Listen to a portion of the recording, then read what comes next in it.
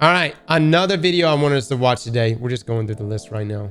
Let me just say this. I want us to at least hear him out. Title, Black Armory was not as good as you remember. This is from the Wormkeeper right here. That is a bold statement. I will say it is a bold statement. But why don't we hear him out? I mean, that is such a clickable title though, right? Talk about drawing them in. You know what I mean? Worm with another Hot Take Tuesday. And what if I told you that older Destiny content such as D1 and Forsaken and like Season of the Black Armory, I can't remember what the actual name of it was. Season of the Forge, there you go. Season of the Forge was actually not that great. And it had the same issues that still plague Destiny. Now, I say this because so many people, when I talk to them, they, about the glory days of Destiny 2, their response is, oh, Black Armory. Man, Black Armory was so good and so great. We had things like the Menagerie back then. We had things like the Reckoning, which was a fun event, which that's not what everybody says, but a lot of people bring up like Reckoning and stuff like that. And a lot of people, of course, talk about the weapons and armor from Black Armory and, stuff like that. But I don't know if we played the same game, because as I sit and I actually think about it and remember content from D1, especially from Destiny 1 vanilla all the way up to the Taken King, like we had some major issues back then. And so many people, again, they think back on it and there's a nostalgia factor. It's like, oh, like D1, like it was so good. I got all kinds of gold stuff and it was so much fun. Like I wish we had D1 stuff back. But did we forget like the content droughts? Did we forget, how difficult the game was? I mean, did everybody just kind of forget how bad Destiny 1's launch was? Like, I would argue the only thing worse than Destiny 1's launch was Destiny 2's launch, which was also horrible. But everybody seems to have this, this notion of like, oh, like it's all perfect and, things were so good and I wish we could get this content back, blah, blah, blah, blah, blah. But the reality is the content was nothing really that special in the grand scheme of things. Now, I think the reason why so many people look back at, especially Black Armory, and I'm gonna use Black Armory as kind of my poster child here, because I say Black Armory, and I know a lot of y'all are already like, yeah, good old days, like, oh, I miss those days. How many of y'all actually enjoyed doing the Forge? I'll wait for an answer, because here's the reality. The Forge was waves of enemies spawn, you kill them, and you throw things at the Forge in the middle. That was literally all it was. Like, we didn't have any other mechanics. Like, and so many people, they're talking about, oh, like season. Okay, he's got a point. He does got a point. Forges were pretty boring. But let me just say this. The reason why Forges were boring was because you fuckers got it nerfed day one. You remember when this happened? We had Black Army rollouts, and then everybody was complaining about how hard Forges were day one. I loved it. I was like, hell yes. This is some difficult shit. We were getting messed up left and right. And then I literally remember reading Twitter comments and Reddit comments saying, I paid money, therefore I should be able to succeed at this activity. And I was like, the gumption to say such a thing. But what happened was, after a day, Bungie went in there and they tuned down Forges. They actually made them less difficult. Bungie gave in. I will say Forges in general, though, were very basic mechanic-wise, right? You kill some ads and you throw the thing at the center. It was pretty basic. But let's continue. Of the Forge, it was so good, it was so fun, but like the activity was repetitive and it was boring. I did not like grinding that activity. It wasn't fun. Say something like the coil, for example. Let me just say this. What was worse in the Forge activity itself, y'all remember how big of a bitch it was to unlock the Forges? Y'all remember that? And you had to do it, I think you had to do it across all 3 characters, right? So it wasn't account wide. Y'all remember how much of a bitch it was? I specifically remember, I think by the 3rd Forge, I was like, holy crap.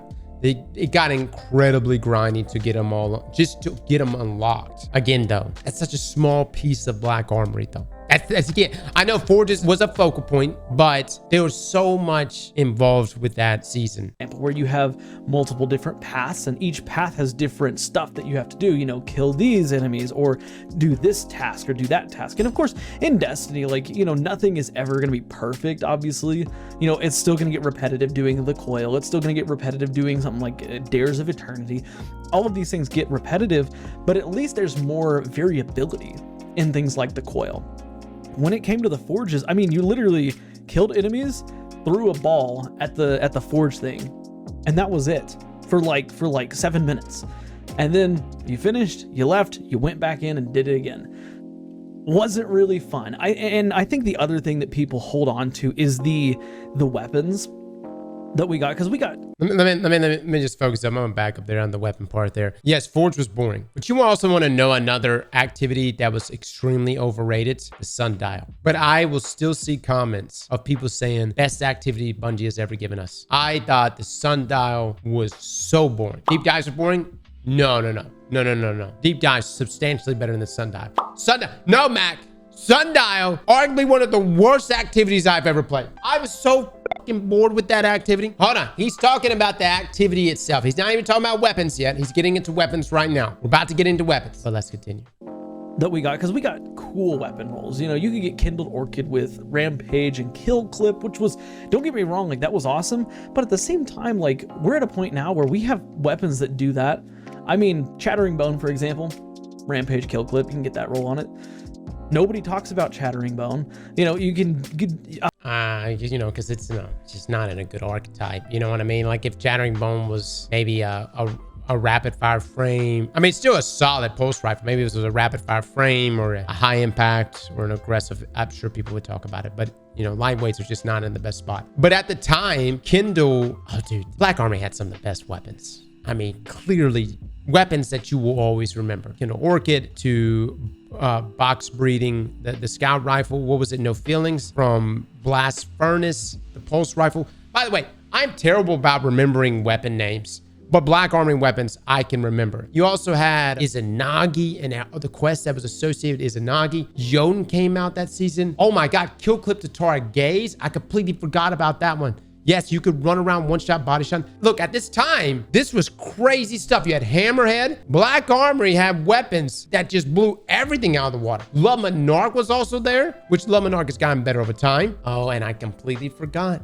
Mountaintop came out that season, right? Wasn't Mountaintop the pinnacle weapon that season? And we had Anarchy. You remember when we saw Anarchy? Everybody was like, yeah, that looks garbage. And then suddenly, Anarchy was like the most used PvE weapon ever, and was like a must-have weapon, especially for like day one crown. Anarchy was so good. So many people overlooked it. Black Armory had some of the best weapons. Now, do we have potent weapons now that rivals that of Black Armory? Of course. But at the time, it has set a new standard for us. But let's continue. Sorry, you can get some really interesting, really fun rolls on a variety of weapons.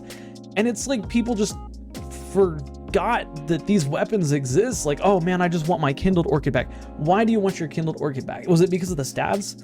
Because the stats, if I'm not mistaken, they were a little bit above average, but they were nowhere near the stats that some of our current hand cannons like Zhao Bane or Nation of Beasts have, right?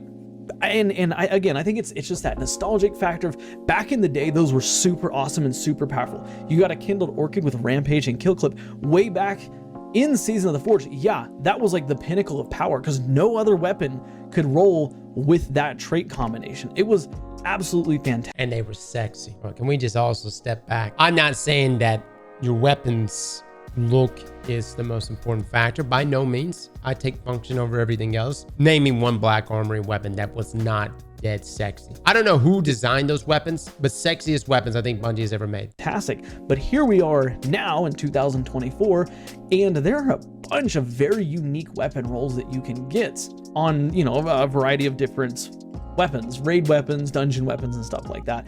And so that nostalgic factor is really playing a part in Season of the Forge. And Season of the Forge was not exempt from the current issue that we have. It got boring, it got stale. You know, we already talked about the actual event itself being dull. Like all you did was throw a ball at the middle thing. That is what the event was, and killing enemies. All right. I agree the activity could have been better. Everybody also complained about its difficulty day one, which was the selling point of that activity was to overwhelm you with enemies, and then they made it a lot easier so that everyone could do it. So that was one thing that worked against Destiny then. Now, hold up. We also had a raid that season, okay? We also had Niobe Labs. Dude, this is when they thought we could, you know, figure out stuff. These days, I feel like either they have completely lost faith in us figuring out things, or they just don't have anyone making these type of puzzles. But, you know, Niobe Labs was such a huge thing because it was like, hey, you want to unlock that final forge? Figure it the fuck out. Here's a puzzle. We're going to give you a bunch of symbols that mean nothing. Good luck. And I actually think it went on for so long that eventually Bungie ended up giving a tip for it. And again, yeah, it is Izanagi and other exotics too. But that was like one of the most challenging aspects, one of the most challenging puzzles Bungie ever gave us. And what I loved about it was that the whole community came together and they were like, we've got to solve this shit. You had Discords full of people. Everybody pulled in information to solve it. It was beautiful. I loved it.